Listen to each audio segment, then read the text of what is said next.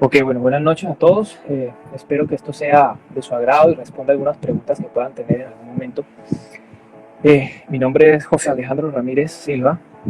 Soy licenciado en Biología de la Universidad de Panamá con orientación en Biología Vegetal o Botánica.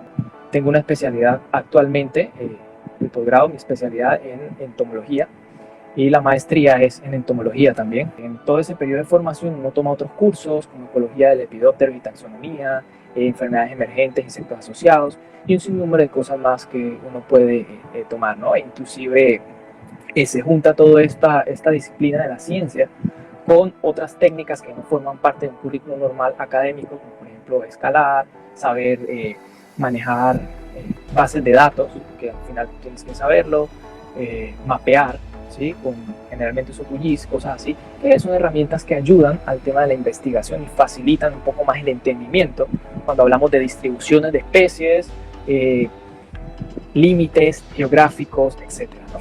Básicamente ese es mi currículum. Bueno, también soy técnico de electrónica, pero eso no es, ha funcionado dentro del campo de la ciencia, obviamente. Sí, el DAD proporciona becas generalmente a panameños para ir a otros países a estudiar, Centroamérica generalmente. Sin embargo, para aquellos panameños que estén interesados, también están las opciones con el SENACYT. El SENACYT tengo entendido que oferta las becas, van en concurso, obviamente tú pones tus documentos, tus papeles y entonces si cumples con los requisitos, pasas las entrevistas, entonces vas a entrar a la maestría. La entomología de por sí, bueno, está en la ciencia, está la biología, que obviamente estudia la vida, pero tiene muchas ramas, ¿no? Dentro de esas ramas está la zoología, y la zoología se subdivide en muchas más ramas, como pues muchos quizás que están aquí conectados saben, y la entomología es la ciencia exactamente que estudia a los insectos, ojo, insectos, hexápoda, no arácnidos, ¿sí? Todo eso, como te decía hace un momento, cuando te hice el énfasis en que eh, al afectar a una planta podríamos afectar a una comunidad de organismos, no solamente insectos, sino en general. Esa radiación o esa diversidad que ocurre, obviamente tiene un antepasado.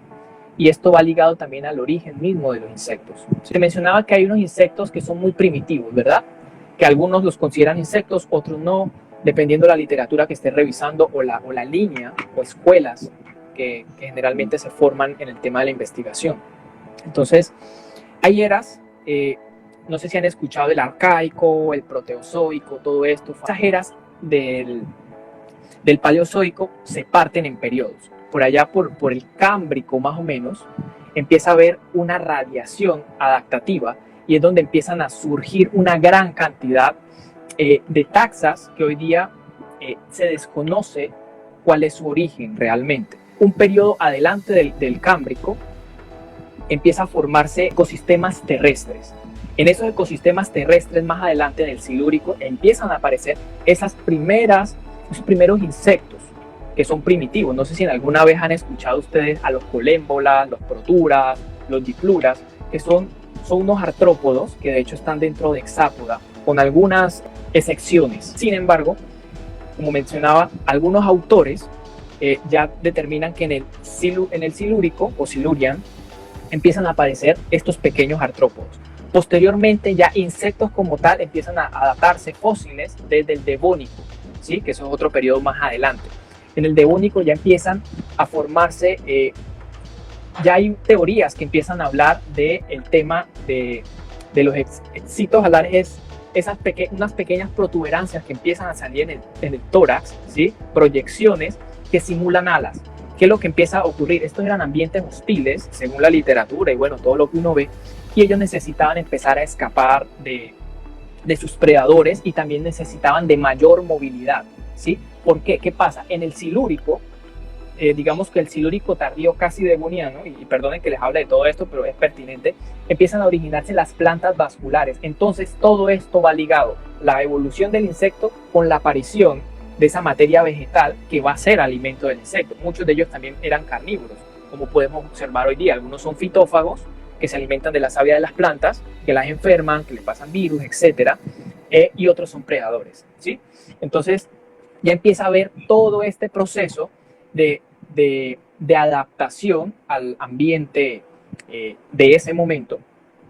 Y en el Carbonífero ya empiezan a aparecer taxas con alas, primitivas, pero alas. Inclusive ahí es donde aparece la libélula gigante. No sé si en algún momento la han escuchado, Meganeura, que era una libélula de aproximadamente unos 70 centímetros de envergadura de sus alas.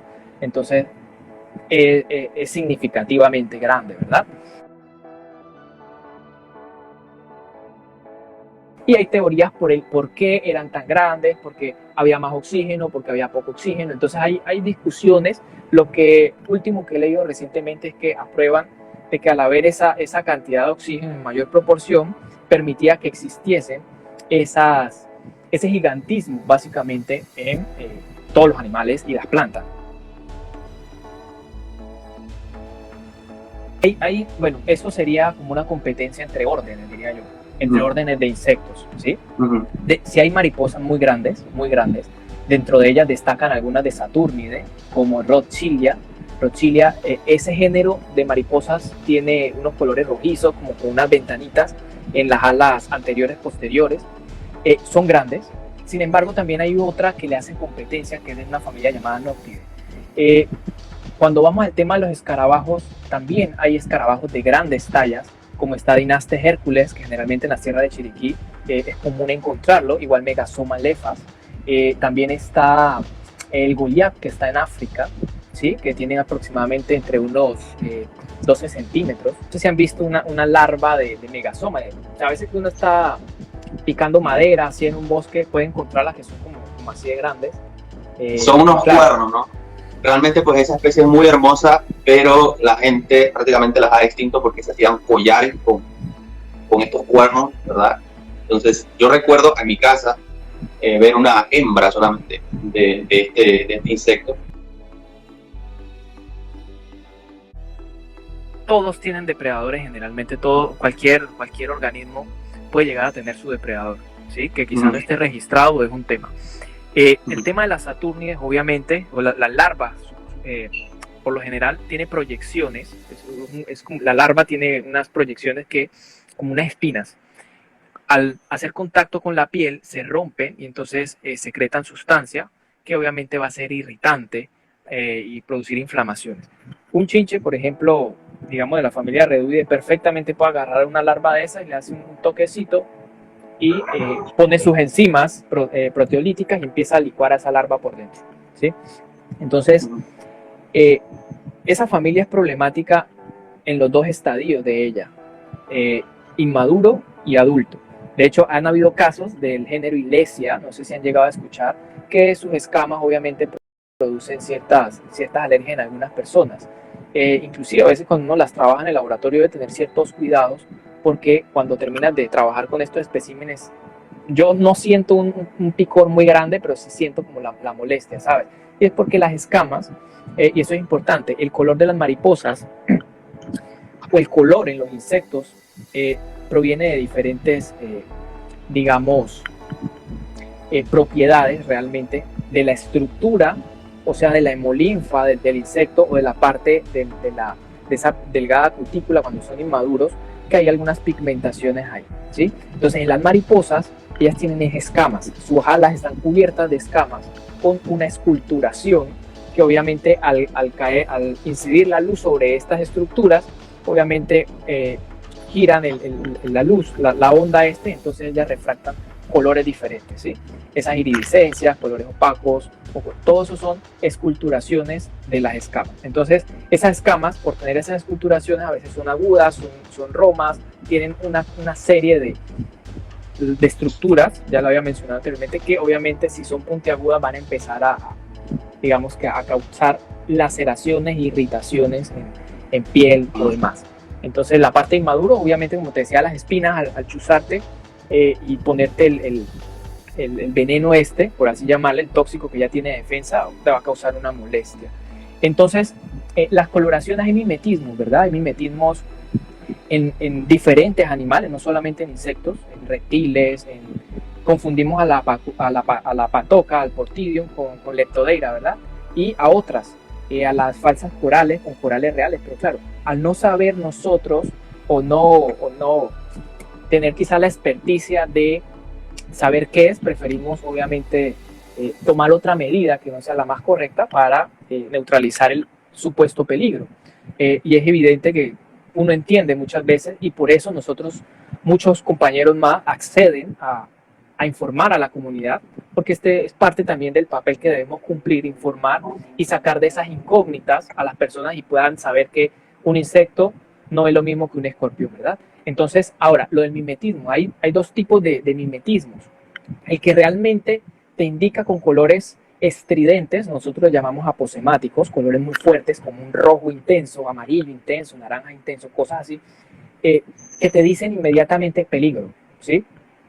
Entonces está ese mimetismo y está el mimetismo que tiene esas intensidades de colores, pero no es peligroso, no es venenoso. ¿Y por qué lo hace? Porque está copiando a la especie que sí es venenosa o sí es peligrosa para él intimidar a sus predadores, ¿sí?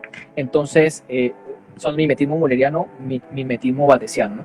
Entonces, básicamente es los tamaños, los colores también, a veces tanto en vertebrados como en insectos, hay un dimorfismo sexual, dimo de dos, morfismo obviamente forma, sí, hay dos formas, tanto macho y adulto. Yo sé que ustedes lo han visto en algún caso de que el ave es más colorida que la hembra, y la hembra es un poquito más opaca, color más apagado, ¿verdad?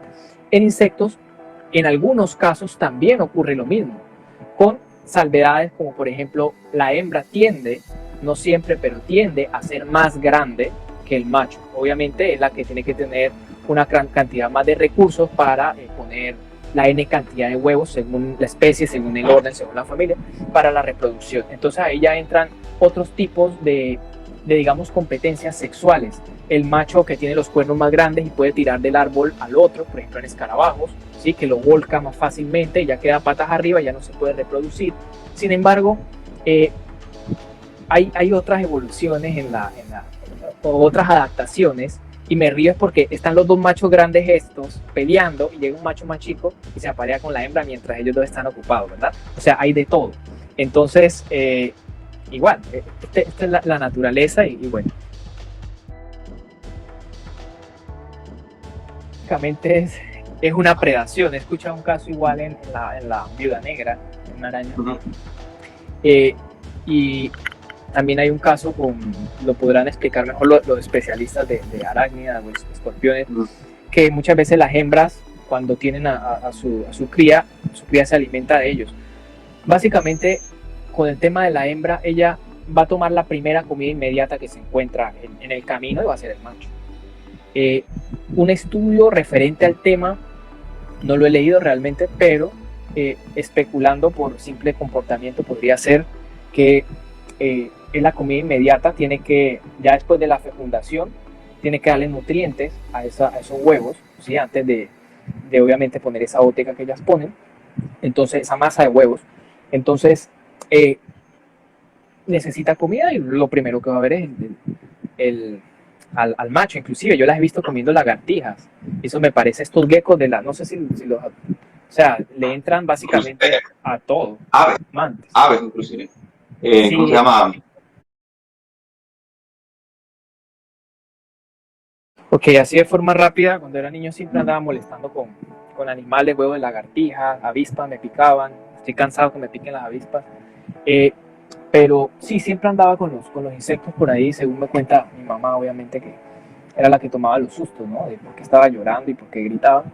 Pero realmente cuando empiezo a estudiar biología, hay una parte de esa historia mía en la formación.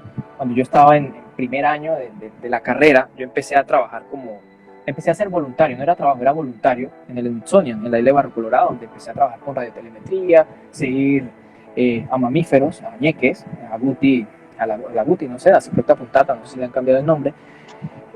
Después empecé a seguir a Tamandúa mexicana, la sudanarica, gato solo. Ya cuando empecé a seguir a esos animales, yo ya estaba casi en tercer año, básicamente, ya tenía mucha experticia en tema de triangulación y radiotelemetría. Entonces empecé a escuchar del tema del mate Chagas y que lo producían los chinches. Entonces yo estaba en la isla de Barro Colorado y yo, cuanto chinche veía o cosa parecida a un chinche, yo lo aplastaba. Y un día me dije, esto está mal. Esto está mal porque yo no puedo estar matando a todos los insectos que yo veo. Por simple duda lo mato. O sea, eso está mal, ¿sí? Y yo lo digo, y en su momento dije yo, uy, qué mal. Dentro de las materias electivas que tomé entomología. Me la dictó el profesor Diomedes Quintero y el profesor Roberto Alejandro Cambra. Excelentes profesores, y dieron esa clase de entomología en la licenciatura, una clase muy desmenuzada, digerible. Entonces ocurre que ahí ya empiezo a diferenciar. Yo estaba interesado en quiénes eran los que transmitían y quiénes no, ¿sí? Entonces ya sabiendo, obviamente ya cuando yo veía al que era, con ese sí arremetía, más los otros no. Posteriormente entro a trabajar ya de plantas en la Smithsonian con insectos, ya después de que terminó la licenciatura. Y desde el 2014 que inicio ahí, empiezo a interesarme más por ese grupo al cual yo le temía, ¿sí? Muchas veces nosotros, y la reacción mía de que mataba todo eso, era simplemente por lo que le pasa a muchos, digamos... personas. Sí, exacto, a muchos congéneres. Lo que pasa aquí, que hay algo, le tememos a lo que desconocemos, ¿sí? No sé quién es, entonces no sé qué daño me puede ocasionar, entonces lo elimino. No debe ser así, por eso, como te decía, vuelvo y reitero, nosotros estamos haciendo la pedagogía, intentando hacer la pedagogía para que las personas conozcan más de estos temas, ¿no? Entonces ya me empecé a interesar por el tema de los chinches, a pesar de que en el trabajo tenemos varios grupos, que son los que estudiamos, varios taxones. Yo me interesé por esta familia Redúvide, y ella tiene 28 subfamilias, aquí en Panamá hay unas 19 hasta el momento. Y obviamente estos animales son predadores, la mayoría, mira, no todos son hematófagos, nada más una subfamilia y de vez en cuando otra que es casual, ¿sí? Que haga hematofagia, pero hematofagia es que toman sangre como alimento, para aquellos que no saben la... Y los otros son depredadores, ¿sí? Se alimentan de otros artrópodos, inclusive son especializados en diferentes grupos de artrópodos en general. Y por eso que me interesé a estudiar, empecé en la misma licenciatura a tomar la clase, me pareció muy interesante, es un mundo muy vasto. La entomología inclusive, como decía anteriormente, la biología se divide, y esa división de zoología se sigue subdividiendo, llegamos a entomología, y entonces en entomología tenemos aquellos que son sistemáticos y taxónomos, los que se dedican a la descripción de especies, ¿sí? Entonces también están aquellos que se dedican al tema de agricultura, a entomología forestal, a entomología médica, veterinaria, forense, no sé si ya la había mencionado. Entonces hay una gran cantidad de ramas en las cuales se empieza a dividir. Hay entomología general, obviamente, pero siempre va a haber una sinergia entre otras disciplinas que van a ayudar a responder ciertas preguntas, ¿sí? Bueno, está el IDIAP generalmente, que es donde se tratan estos temas de agricultura y demás. Hay también temas fitosanitarios, ¿no? En donde un entomólogo puede jugar un papel importante. También, aparte de la docencia, ¿sí? Porque puede ser docente en universidades, también en la escuela, ¿por qué no? Y en universidades lo menciono porque ya hay quizá un poco más de especialización, en donde a los de medicina les pueden dar la clase de algunos vectores, ¿sí? Que tienen importancia médica, igual a los de agricultura, agronomía, es la palabra realmente en la Universidad de Panamá de agronomía, y pueden dar clases ahí. No debería darse el caso realmente, como tú mencionas, el entomólogo es un especialista en insectos, ¿sí? Y el agrónomo, como igual lo mencionas, tomo tus palabras, tiene un conocimiento un poco más amplio, pero más que nada el tema de el manejo de una plaga, ¿sí? Pero el entomólogo es quien te puede decir con exactitud qué insecto es el que está haciendo esa afección, ¿sí? El agrónomo puede estar en la capacidad de hacerlo, ¿sí? Y y si quizás necesiten alguna que otra modificación, habría que revisarlas en los estamentos que tienen, en las leyes que regulen esto, pero pienso que el agrónomo más que nada está más enfocado al tema de producción sean fertilizantes orgánicos o no orgánicos y producción, no tanto la identificación Claro. de insectos. Entomólogos, ¿cuántos conozco? Bastante, realmente conozco desde los profesores míos que son entomólogos, mi jefe inclusive, y los que están en formación, pueden sobrepasar quizá 40, porque hay bastantes que me he dado cuenta tienen maestría en entomología, lo saben. Algunos se han ido por otras líneas, como te había mencionado, ¿sí? De entomología inclusive, o temas de educación y digamos la entomología no la ejercen mucho. Pero si faltan especialistas para Panamá, si faltan, hay muchos órdenes aún que no tienen, por lo menos para el país, a un representante, ¿sí? Entonces mira, por ejemplo, yo te voy a poner un caso sencillo. Dentro del grupo que yo estoy trabajando, que son los chinches, o sea, no son todos los chinches, nada más es una familia, reducida. Pero obviamente está dentro de Hemiptera, y Hemiptera, bueno, dependiendo la clasificación que use, van a haber unos conflictos ahí, pero están los que anteriormente le llamaban Homóptera, ¿sí? Los Heterópteras, que son los chinches verdaderos, llaman True Box, pero hay muchas familias ahí adentro, ¿sí? Algunos se enfocan un poco en Pentatomide, que son estos chinches fétidos, y es porque tiene una importancia económica en el tema de que dañan cosechas de arroz, dañan frutos, dañan un sinnúmero enferman plantas, homópteros que enferman también, áfidos y todo este grupo. Entonces, no todo el mundo está estudiando, y si agarras una familia. Sin embargo, la familia que yo estudio, ¿sí? Se subdivide en subfamilias, y esas subfamilias, por lo menos para Panamá, como te decía, tenemos hasta el momento 19, no es que hay 19 hasta el momento, porque igual esto puede cambiar, quizás separen alguna subfamilia y digan, ok, ahora hay 20, ahora hay 22, y en total para el mundo hay 30. Entonces, es importante resaltar que sí faltan especialistas, y los muchos especialistas a nivel mundial que habían de ciertos grupos están muriendo, y no hay un relevo generacional, ¿sí? Entonces, no solo para el país, para el mundo, que yo sepa realmente especialistas de termitas, por ejemplo, que causan daños en las maderas. Ahí, o sea, gente que sabe mucho de termitas, hay como unos 4 o 5 si acaso, a nivel mundial. ¿Y cuántas especies de termitas tenemos? Entonces, en el mundo, ¿no? Entonces, es pertinente ir formando el relevo generacional de los que están ahora y proyectarnos al futuro. Las cosas van a ir cambiando, obviamente, y así deben irse integrando también diferentes ciencias para dar respuestas un poco más completas a lo que hoy día conocemos. Para la ciencia, descritos insectos, o sea, que tienen su nombre y su apellido, o sea, género, especie, hay alrededor de 1.024.000, 1.000.000 y algo, ¿sí? Se puede redondear, digamos que 1.000.000 de especies descritas para la ciencia.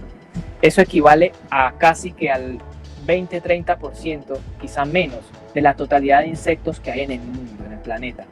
Podemos hablar que hay unos 5 millones de insectos que aún faltan por descubrir. Entonces mira algo muy interesante, hablando de esas proporciones de insectos, aquí para no ir tan lejos al mundo, sino caer un poquito aquí en Panamá. Y Basset, bueno, ese es mi jefe, pero él hizo una estimación aquí en los bosques de Panamá, en San Lorenzo. Hay una grúa donde han hecho un estudio, entonces estiman aproximadamente entre 18.000 a 40.000 especies en un bosque tropical aquí del país. Entonces, si en un bosque tropical y consideramos que el territorio de nosotros, o sea, es pequeño, ¿verdad? Pero tiene esa cantidad, es muy diverso y empieza a encabezar listas de alta diversidad. Ahora, cuando tú tienes a extensiones boscosas muy grandes como Amazonía, obviamente, o los Andes, vas a encontrar mucho endemismo, y hay lugares que lamentablemente lamentable y afortunadamente, ¿sí? Lamentablemente no se ha podido hacer una colecta responsable y afortunadamente pues se han mantenido intactos, ¿verdad? Para que no sean destruidos pues por mano del hombre. Que cabría resaltar que dentro de ese grupo de insectos, los órdenes que mayor diversidad o número de especies tienen son los lepidópteros. Ahí están las mariposas diurnas, las nocturnas, ¿sí? Que a las nocturnas le llamamos polillas, moths. Y cuando me preguntabas que si faltaban especialistas, sí faltan especialistas, y justamente en polillas. Hay una chica que está estudiando bastante polilla. Bueno, el jefe mío también estudia alguna familia de polillas, que son tantas que no da la vida, no da el tiempo, no da nada. Entonces, sí faltan especialistas en polillas debido a que muchas de ellas tienen importancia económica, ¿sí? Para cultivos. Acordémonos que esas larvas tienen un aparato bucal masticador que se alimenta de hojas de las plantaciones. No es que los insectos sean una plaga. Siempre ellos están en condiciones, en un ambiente natural o en un ecosistema, están en condiciones, digamos, óptimas, en donde siempre van a ser regulados por sus predadores o por condiciones ambientales que obviamente desfavorecen en un momento dado a esa pequeña población, la reduce, pero posteriormente ya se recupera, ¿verdad? Homeostasis o homeostasis, como le quieran llamar. Entonces, esos son los procesos que ocurren, pero en un agroecosistema en donde solo tenemos la plantación, tenemos una gran cantidad de alimentos. Estamos favoreciendo a todos estos animales la propagación, les facilitamos todo, entonces obviamente crecen en cantidades que ya para nosotros es plaga. Y tampoco todo quiere decir que porque están desfoliando mucho una planta, necesariamente tengo que aplicar un montón de insecticidas. Simplemente a veces estamos cerca de un bosque, el bosque surte un efecto de servicio ecosistémico en donde vienen parasitoides, vienen depredadores y llegan a controlar esas poblaciones.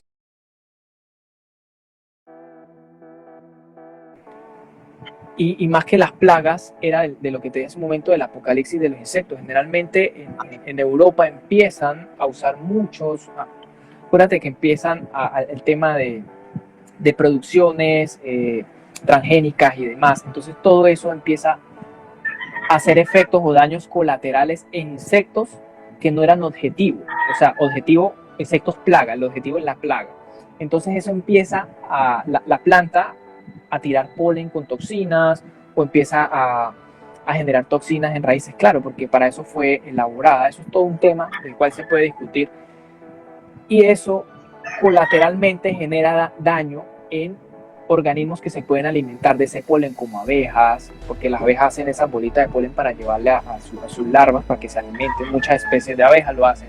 Y cuando ese polen ya tiene una toxina, esa larva que tú vas a alimentar con ese polen, la vas a matar, ¿sí? Porque ya está generando una toxina. Cuando eso entra en el organismo, tiene unos pequeños cristales y eso la lacera, y entonces, digamos, forma una septicemia dentro y van a morir. Entonces ya eso causa una reducción en los servicios ecosistémicos y entonces ya empiezan a volcarse a cosas un poco más naturales, ¿verdad? Para agentes biológicos, de control biológico, ¿sí? Como pequeñas avispas parasitoides, a los mismos chinches que te hablaba, para evitar justamente usar tanto insecticida, tanto producto químico y dejar de impactar, obviamente, a las poblaciones de otros insectos, que obvio cuando no tienen control, pasan estas plagas, ¿no? Que se salen de...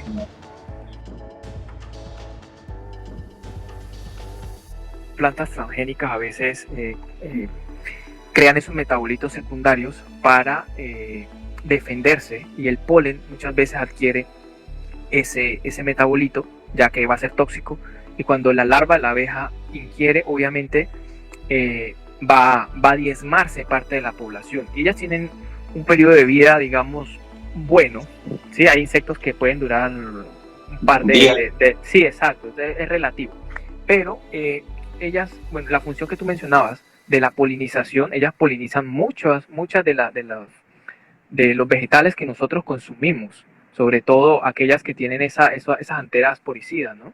que necesitan de que ellas hagan el famoso buzz, que la sacuda para que ese polen salga. Entonces ya no hay otro insecto que no sea una abeja que yo conozca que haga ese sacudido para extraer polen. Entonces regar mucho veneno innecesariamente realmente en una plantación puede diezmar parte de esa colmena, de ese grupo de abejas. ¿Qué pasa? Que no solamente son esas abejitas que nosotros conocemos, que son las que polinizan, la apis mellifera, ¿verdad? No solamente es ella. Hay un grupo enorme de abejas que hacen funciones de polinizador, inclusive algunas mariposas. Entonces, cuando nosotros ponemos venenos de forma, digamos, irresponsable, a veces pensamos que porque vemos ya una oruga o algo comiéndose una hoja, ya hay que fumigar. No necesariamente, quizá hay, eso también te lo puede mencionar, como decía hace un momento, un agrónomo, o hay cálculos ya establecidos que dice el nivel de daño que hay y si es pertinente entonces aplicar un insecticida o no. Y sin embargo, como hablamos hace un momento, tú aplicas cualquier insecticida, inmediatamente ya puedes estar matando no solo a las abejas, sino a un grupo de otros organismos, como por ejemplo un grupo de hormigas, esas que le llaman aztecas, que hacen como unos nidos que caen, que cuelgan. Ellas se establecen en ese árbol y cualquier insecto que llegue a quererse comer una hoja de esa, o otras hormigas también lo hacen, empiezan a atacar a ese predador. Entonces son formas alternativas que tú puedes usar, que eso realmente lo hacen, inclusive en algunos artículos que he visto de China lo hacen, que ponen a hormigas básicamente a defender a un cítrico o algún tipo de planta que estén cultivando de los depredadores. Así te evitas matar a animales que son benéficos, porque lo que habíamos visto, que me mencionaste de la mortandad de abejas, fue porque fumigaron, según tengo entendido, y murió toda una colmena que tenía en un apiario en la universidad. Creo que eso fue ¿dónde fue? Chiriquí, si bien recuerdo. Bueno, yo generalmente les podría recomendar aún grupos que no estén muy estudiados, como te decía, las polillas. Las polillas aún hace falta, por lo menos aquí en Panamá, un poquito más de estudio, ¿sí? Determinar algunas plantas hospederas y ver esas larvas que están atacando.